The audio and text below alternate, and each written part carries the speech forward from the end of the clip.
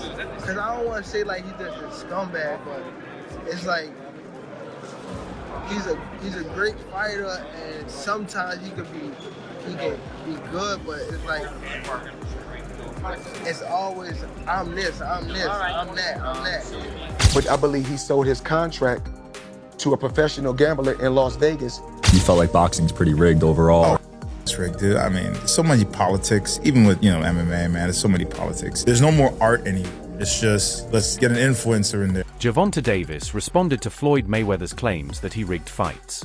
While he didn't directly insult Floyd, he made his feelings clear by saying, "I don't want to say he's a scumbag." Their relationship seems to be getting worse, and the tension between them keeps growing. It's gonna be there. That don't make no sense. He don't never want to see nobody be better than him. I'm telling you. You next in line, just so you're next in line. Is there like The last question, guys, gotta wrap is there like a love-hate for Floyd though? Like, yeah, the fighter? yeah, I love the fighter. Like, I ain't gonna lie, if he was like chill, like he'll be the smoothest, but he's not. You know what I mean? He's a great fighter. And my bad. And you're good, man. And he because I don't want to say like he's just a scumbag, but it's like he's a great fighter, and sometimes he can be good, but it's like it's always I'm this, I'm that. Many boxing experts believe the sport is heavily rigged today, with politics affecting decisions more than skill.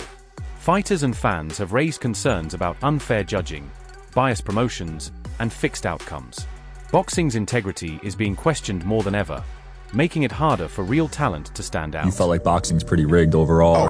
It's rigged, dude. I mean, so many politics, even with, MMA, man, there's so many politics. There's no more art anymore. It's just, let's get an influencer in there. I get it. It's like generating money because our attention span is so short. You look at clips now, it's like 7 seconds. I saw a dude slamming a lady the other day, and they were like, "Oh my God, that dude is," I'm like, well, dude, I'm just gonna pick somebody and slam him. Where's the whole video? And our attention span is just so small. So money talks, of course. Yeah, let's get an influencer in there who has no style, but it draws attention. It's just dumb to me. Tank Davis recently spoke about his past with former mentor Floyd Mayweather, revealing the complexities of their relationship.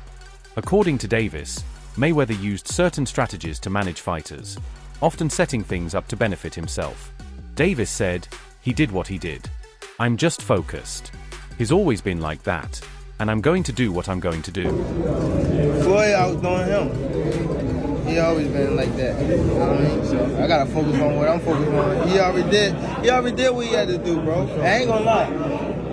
Me, if I did what I like what he did in the sport, I ain't gonna lie, I'd be the same way. Yeah. You know what I mean? So I don't follow him for like stand to himself and things like that. You know what I mean? But it's also a part of me type thing, like come back and help too. You know what I mean? So it's much love to the whole Mayweather promotion. You know what I mean? Ain't no bad blood type shit. And a lot of people think like when I be tweeting on Instagram, I be mad. I just be talking. In boxing, a prize fighter is someone who cares more about money than legacy or their fight record. Some see Gervonta Davis as fitting this description, focusing on big paydays instead of facing tough opponents to build a strong resume. Critics argue this leads to picking easier fights to stay undefeated and make more money, which could hurt the sport's competitive integrity. I've been told y'all Gervonta Tank Davis isn't a prize fighter. I know a lot of you guys say, well, he doesn't fight for belts, he doesn't fight for legacy, he fights for money. He's a prize fighter, Jerry. And I'm gonna assume a prize fighter is a guy who is solely making fights based off of cash reward. He'd rather fight a bum for 50 million than fight a guy who's experienced for 10 million. That is what a prize fighter would be. Actual definition, a professional boxer who competes in matches for money prizes. So let's take a look at it. Turki Al-Sheikh has declared he wants to make Tank versus Shakur. He says, "My plan for Shakur is this fight," he's referring to Floyd Schofield, then Williams Zepeda, and then let's see if Tank wants to be in our show. Tank's not going to fight Shakur. He's not going to fight him in Saudi Arabia. So now that we've established Tank isn't a prize fighter, because if he was, his career resume would look a whole lot different, then we must ask, what is Tank's goal in boxing? I'll tell you right now, it's easy money. Tank is the type of guy, he'd rather fight let's say 4 Lamont Roaches for $20 million, then fight 1 Shakur Stevenson for $80 million, which is fine. But I'm tired of people saying, oh, he's a prize fighter. That's why he's not taking these fights. He's not a prize fighter. The biggest money fights is Haney, Ryan, Tio, Shakur, and Loma. He's not even going to take half of those fights. So please, guys, all my Tank fans, all my guys who claim Tank is a prize fighter, that's why he's not fighting for the belts, please stop it. The guy's not a legacy fighter. He's not a prize fighter. He's just a guy who enjoys easy paydays. And like I said, there's nothing wrong with that. Just stop misleading people with your comments. Sports analysts Stephen A. Smith and Shannon Sharp discussed the recent fight between Gervonta Davis and Lamont Roach, believing Roach did enough to win. They acknowledged Davis's powerful and clean punches, but noted that Roach responded with just as much, if not more, force. Their analysis highlights how competitive the fight was and raises questions about the judges' scoring and decision-making. This adds to the ongoing debate about fairness and transparency in boxing. Gervonta Tank Davis escaped Barclays Center on Saturday night with a majority draw against Lamont Roach. Watching the fight, watching the punch, I think he's surprising. I think he's surprising with the punch, and he hit him in the wrong spot, the wrong place, and they caught him by surprise, and they called him to go down. Regardless, when you take a knee, if you go back and look at when Floyd Mayweather fought Cruz, I think, what was it, 2001, and he hit him on the button, and he hurt his hand, and he took a knee, and they started the 10 count. Yeah, you can't take a knee. You know, boxing is about, moving around, and there was a point where Tank and Roach decided, you know what, we tied right now. We finna sit here in the pocket, and we finna bang. Boy, them boy were throwing, boy. Roach came up. Roach normally fights at 130. He came up to 135. Hey, listen, they got a rematch. They got a rematch. That fight was good. And obviously, I've seen a lot of boxers come out and say, Tank lost. When I looked at the scorecard, I think maybe going into round 7, maybe 7 or 8, maybe 7, I think Tank was up on the scorecard. The styles make fights, and Lamont Roach's style made that fight what it is. And he made no mistakes, too, all night. Tank hit him with a couple of good shots, but Roach didn't move. Tank would catch him. He would counter him right back. Hey, that jab, he kept him up off him. He didn't back down. And normally Tank starts slow, comes on. Roach said, I'm here to stay. I'm not sure what kind of conditioning Lamont Roach did, but whatever it is, I salute him. Everybody gets tired after round 7 and on, but his conditioning was up to par. They went to war all 12 rounds. I thought Roach won the fight. I thought even without the knockdown, I thought he won it. Roach was the more aggressive fighter. I would like to see them rematch at some point. What do the numbers say? The pay-per-view numbers are going to tell you if people want to see a rematch. Because if they came out and bought the fight, yeah, they'll get a rematch. If they didn't do the numbers, they'll show numbers. Robert Garcia shared his thoughts on the controversial 9th round of the Davis versus Roach fight, saying referees should step in if a fighter takes a knee without a valid reason, like a low blow. He pointed out that boxing rules don't allow fighters to take timeouts during a round. Garcia was surprised that referee Steve Willis didn't count Davis's knee as a knockdown, especially since Willis is usually seen as a good official. His comments highlight the need to follow the rules to keep the sport fair. And should it have been a disqualification? Look, it could have easily been a disqualification too, or a referee stops contest. Because look, there's no way a fighter could take a timeout and go get his, during the round. There's no way a fighter could say, okay, timeout, because he took a knee like a timeout kind of thing, and walk to his corner to wipe his face. That's fucking unheard of and never seen before. There's no way that's legal in boxing. It shouldn't have. When a fighter, we just seen it recently with Espinosa and Rubesis. Rubesis got hit with the right hand, and then he walks back and walks away, and the ref right away wiped it up. That happened with Lara versus Angulo. Exactly. It's over. It's over. So Tank doing that, took a knee. It should have right away. The ref should have started, counting as a knockdown. But he still walks away to his corner.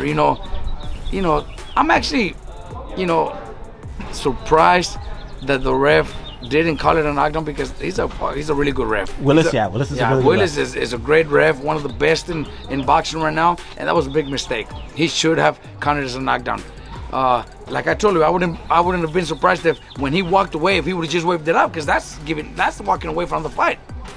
because of the eyes. Well, okay, well, during the break, tell the corners to wipe it out. You can't do that when the fight's going on. There's no way, nothing. You can't do that when the fight's going on. You can't time out, take a knee, and walk away. There's just no way. You know, but it is boxing, and a lot of things happen in boxing. Coach Bernie shared his thoughts on the fight, saying Gervonta Davis didn't defend his title the way a champion should.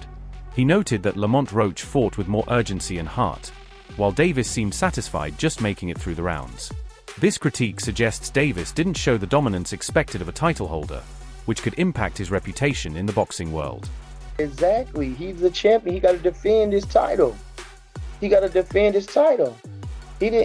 I said, they both was looking at each other. And then finally, after Tank will be the one to throw the first punch. He felt like he wanted to retain his title.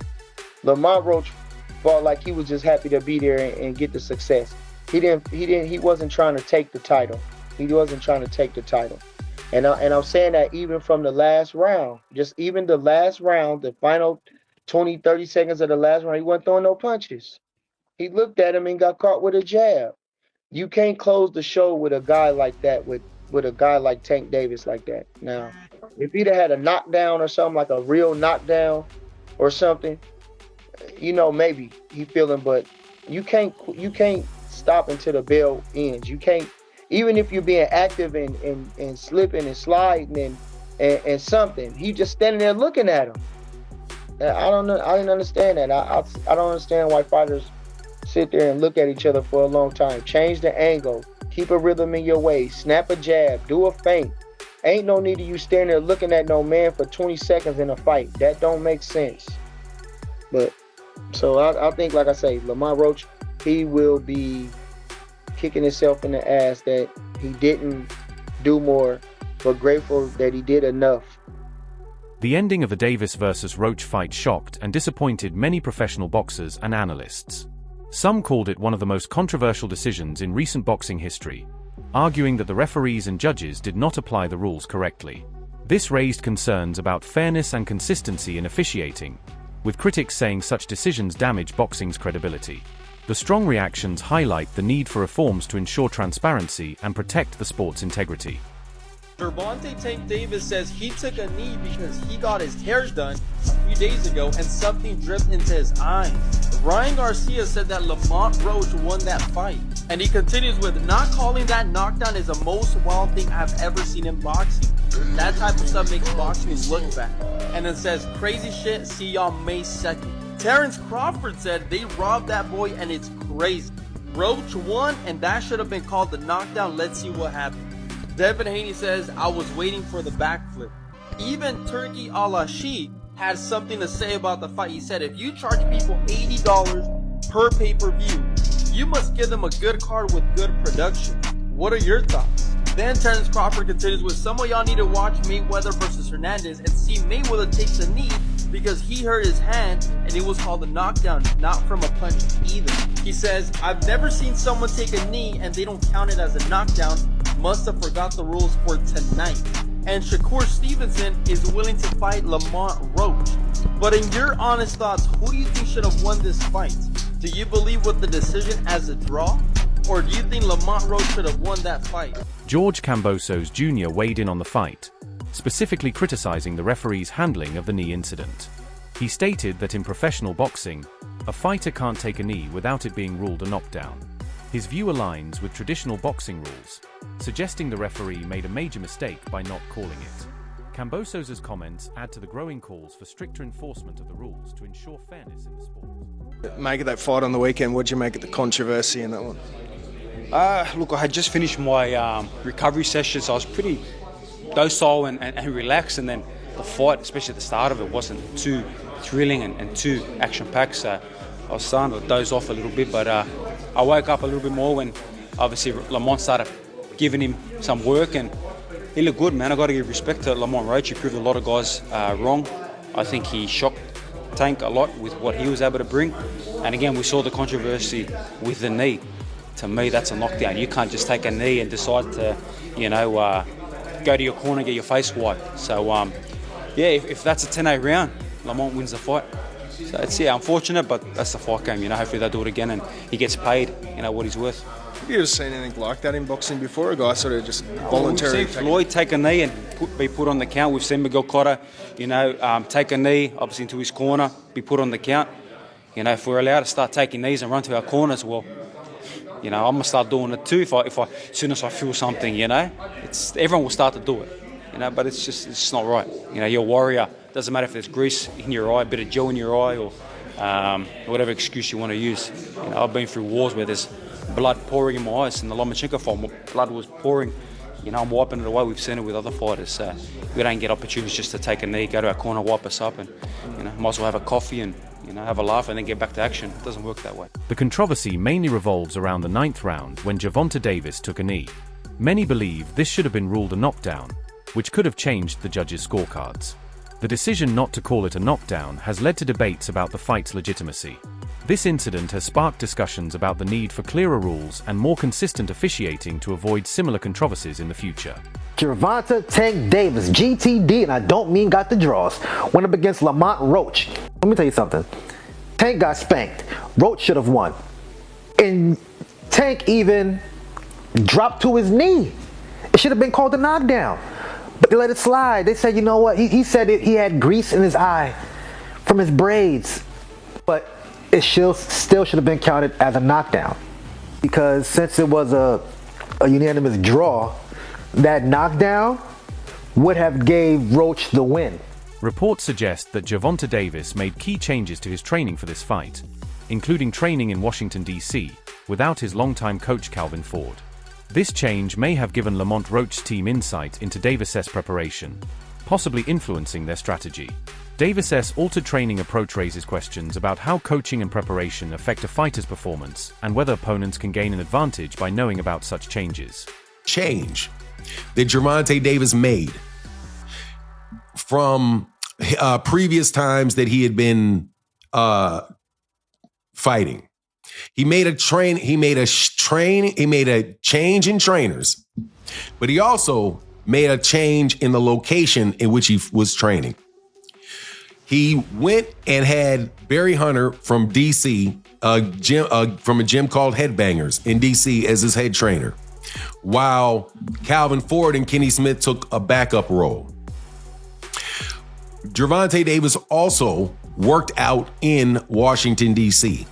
Now, as you know, Gervonta Davis and Lamont Roach fought each other in the amateurs. Their teams know each other. The people know each other. They all know each other in the same circle.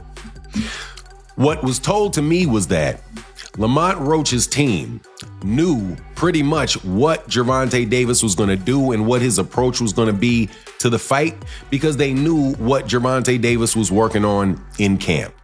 That because he was in that same area and it was the DC area and Lamont Roach was a DC fighter and Gervonta Davis considered DC his second home, but it's not his second home. There's a big rivalry between DC and Baltimore. Promoter Eddie Hearn shared a different view on the 9th round incident, arguing that for a knockdown to count, a fighter must be hit by a punch and then touch the canvas. He pointed out that Davis didn't seem hurt or in distress, suggesting the referee made the right call. Hearn's perspective highlights how boxing rules can be interpreted differently and the challenges in reaching a clear consensus on such decisions. Fight. One thing that's kind of baffling is that it wasn't a knockdown. I mean, look, he wasn't hurt. There's no doubt about that. But if you take a knee in the fight and you touch down, whilst punches are being thrown, it has to be a knockdown. I've heard some people saying, "Oh, that he should be disqualified. He went back to the corner." I don't buy that, to be honest with you. I mean, I think that's a warning. But it's a bit of a bizarre situation. For me, there was a lot of people in boxing that were saying that this is a really tough fight. Lamont Roach is a serious fighter. I said it might not be the biggest profile fight, but it's actually quite a tough fight. And Shakur said to me, even the day before, I'm telling you, he's going to have big trouble tomorrow night. And I just feel like hopefully this could be the little something that gives Gervonta a little wake-up call to take him back to the mindset of maybe where he was. After the fight, there were talks about possibly overturning the result due to the controversial call. However, later reports confirmed that the initial article making this claim was retracted. I'm sorry, but if you're a Gervonta Davis fan, you might want to watch out. And if you have no idea what I'm talking about, check this out. Yesterday, Lamont Roach Jr. tweeted out, word on the block, y'all favorite fighter finna be 30-1, not 30-1, two-time two-division champ. And I believe it was Ring Magazine tweeted out that basically the New York Athletic Commission was looking at the fight because the technology was messed up or the technology wasn't available during the fight to actually determine if it was a knee. And before the video goes any further, make sure you hit the follow button. But this is actually insane because technically, if that's counted a knee, he won that fight. In my mind, Lamont still won that fight. I wasn't too mad with the draw, but if you add that knockdown in, which I definitely think it should be counted as a knockdown, then that's a loss on Gervonta Davis's record. And honestly, he didn't earn the win. I thought the draw was okay, but I don't think he earned the win. And the real question that comes up is, do you think the Athletic Commission will actually overturn the fight and give Lamont Roach the win? I'm not too sure about that. I don't know how confident I am in them to actually overturn it, but who knows? Let me know what y'all think in the comments though, because if this gets overturned, this might be one of the biggest stories in boxing this year. And if you haven't already made it to the end of the video, go ahead, hit the follow button. What are we doing? That's it for today's video. Stay tuned for more updates. Knockout Chronicles. Don't forget to like, subscribe, and share. Boxing Glove Fire.